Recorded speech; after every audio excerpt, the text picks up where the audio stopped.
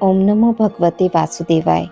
मित्रों, आपके और आपके परिवार पर भगवान नारायण की कृपा सदैव बनी रहे।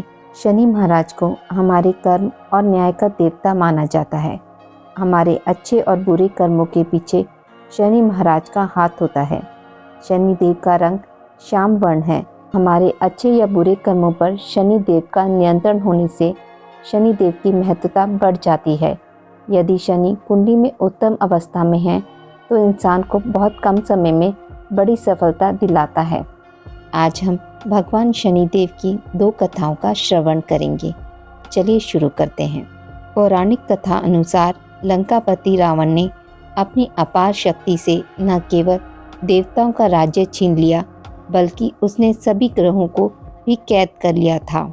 जब रावण की पत्नी मंदोदरी गर्भ से थी तब रावण की यह इच्छा थी कि उसका होने वाला पुत्र ऐसे ग्रह नक्षत्रों में जन्म ले जिससे कि वह महापराक्रमी, कुशल योद्धा और तेजस्वी बने। वह चाहता था कि उसका पुत्र दीर्घायु हो और कोई भी देवी देवता उसके प्राण न हर सके। समस्त ग्रह रावण के प्रकोप से भयभीत रहते थे, लेकिन एकमात्र शनिदेव ही ऐसे थे जो रावण से जरा भी नहीं डरते थे। मेघनाद के जन्म के समय रावण ने सभी ग्रहों को शुभ और सर्वश्रेष्ठ स्थिति में रहने का आदेश दिया। उस समय शनिदेव के अलावा अन्य सभी ग्रह रावण की इच्छा अनुसार स्थिति में आ गए थे। रावण जानता था कि शनिदेव आयु की रक्षा करते हैं, लेकिन यह भी जानता था कि आसानी से तो शनिदेव उसकी बात मानकर शुभ स्थिति में विराजित नहीं होंगे। अतः रावण ने अपने बल का प्रयोग करते हुए शनिदेव को भी ऐसी स्थिति में रखा जिससे उसके होने वाले पुत्र की आयु वृद्धि हो सके। शनि तो न्याय के देवता हैं, इसलिए रावण की मनचाही स्थिति में रहते हुए भी मेघनाद के जन्म के दौरान उन्होंने अपनी दृष्टि वक्री कर ली, जिसकी वजह से मेघनाद अल्पायु हो गया।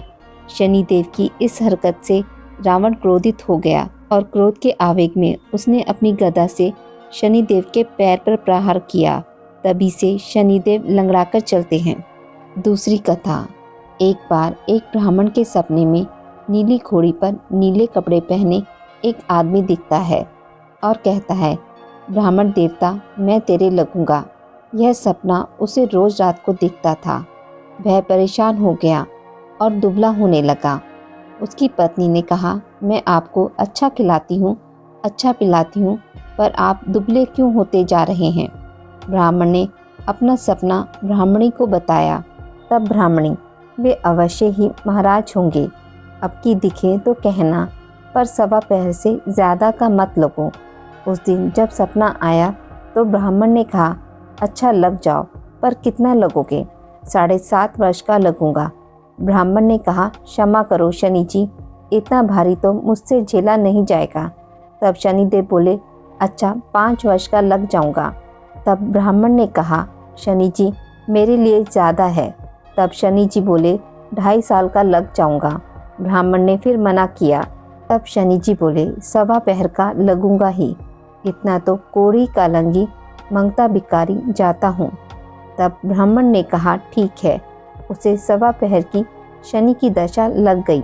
ब्राह्मण ने नींद से उठकर अपनी पत्नी से कहा, मेरी 1.25 पहर की शनि की दशा लगी है, सो मैं जंगल में जाकर समय बिताऊंगा। मेरे खाने पीने का सामान बांध दो और मेरे पीछे से लड़ना मत। घर में बैठी रहना, बच्चों को भी जाने देना, और इस 1.25 पहर में कोई गाली भी दे तो सुनकर रह जाना। ऐसा कहकर ब्राह्मण घर से चला गया।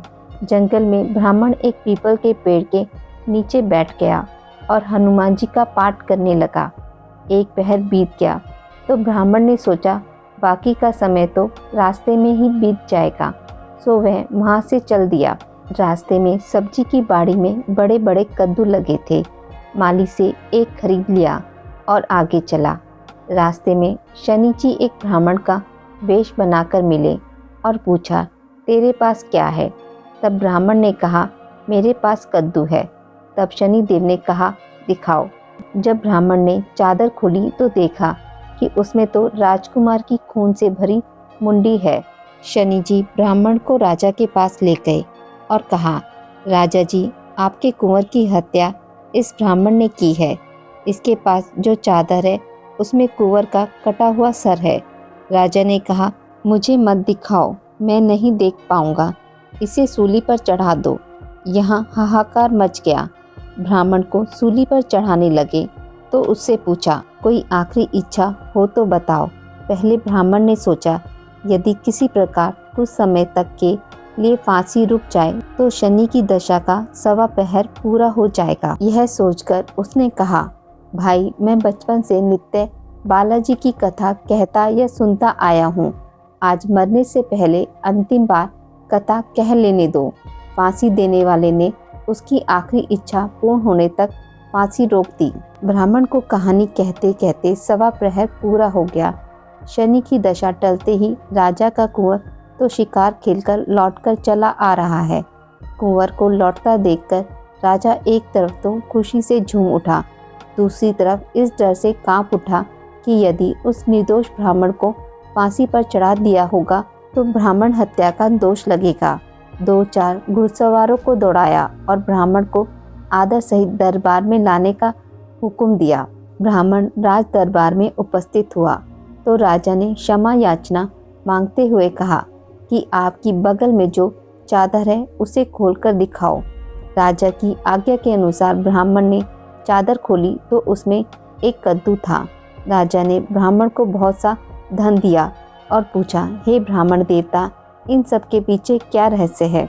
ब्राह्मण बोला, मुझे 1.25 प्रहर की शनि की दशा लगी थी, इसलिए ये सब हुआ। राजा ने कहा, शनि की दशा किस प्रकार टलती है? ब्राह्मण ने कहा, राजा या सेठ को लगे तो काला घोड़ा दान करें, गरीब को लगे तो पीपल की पूजा करें तब बोले, साचा शनिचर कहिए, जाके पाव सदा ही पढ़िए। शनि महाराज की कहानी सुने, काला तिल और काली उड़द आदि का दान दे, काले कुत्ते को तेल चुपड़ी रोटी खिलावे तो शनि की दशा उतर जाएगी। राजा ने ब्राह्मण को कद्दू वापस कर दिया। घर आकर ब्राह्मण ने कद्दू अपनी पत्नी को दिया। जब पत्नी ने उसे काटा तो बीजों की जगह हीरे मोती निकले। ब्राह्मणी ने पूछा, यह कहाँ से लाए? जब शनि की दशा लगी थी तो यह कद्दू कुंवर का कटा सर बन गया था। अब दशा उतरी है तो शनि जी ने इसे निहाल कर दिया।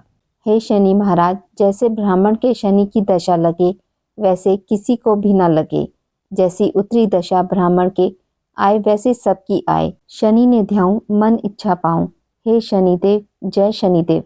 आज की इस वीडियो में बस इतना ही। मित्रों, आपको यह कथा अच्छी लगी हो तो मेरे वीडियो को लाइक और शेयर ज़रूर करें और पूजा पाठ से जुड़ी जानकारी के लिए मेरे चैनल को सब्सक्राइब करना ना भूलें। धन्यवाद।